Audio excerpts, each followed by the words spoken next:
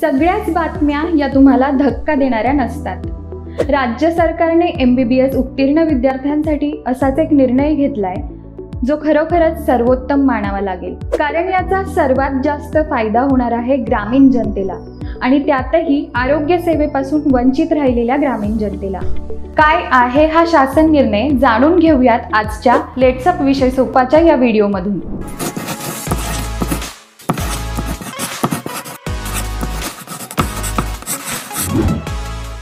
राज्य सरकारचा हा निर्णय क्रांतिकारकच म्हणावा लागेल, कारण MBBS पूर्ण झाल्यानंतर 1 वर्ष ग्रामीण भागात आरोग्य सेवा देणं बंधनकारक होतं।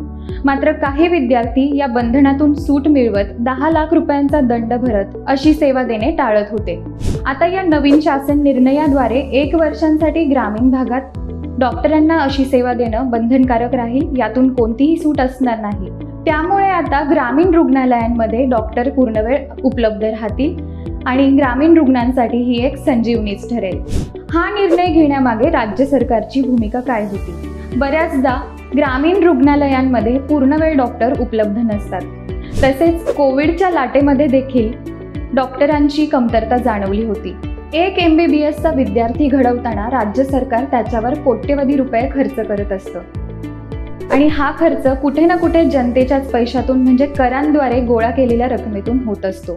राज्यातील MBBS अभ्यासक्रम उत्तीर्ण झालेले शासकीय व महानगरपालिकेतून डॉक्टरांना आपल्या सेवेचं काहीतरी दायित्व MBBS झाल्याचं शासनाचे जे महाविद्यालयातून पास झालं त्याच्या दायित्वासाठी आता निर्णय असा जाहीर केला आहे की त्यांना MBBSची पदवी प्राप्त केल्यानंतर शासकीय सेवा ही कंपल्सरी बजावावी लागेल। जनतेप्रती उत्तरदायित्व म्हणून 10 लाखांचा दंड नको, मात्र ग्रामीण भागात आरोग्य सेवा द्या, असा हा निर्णय अशा सगळ्या सूट घेऊ इच्छिणाऱ्या विद्यार्थ्यांसाठी एक चाप ठरेल आणि ग्रामीण भागाला वैद्यकीय सेवा उपलब्ध राहतील। हा निर्णय कोणाला लागू असेल असा देखील प्रश्न आता तुम्हाला पडला असेल।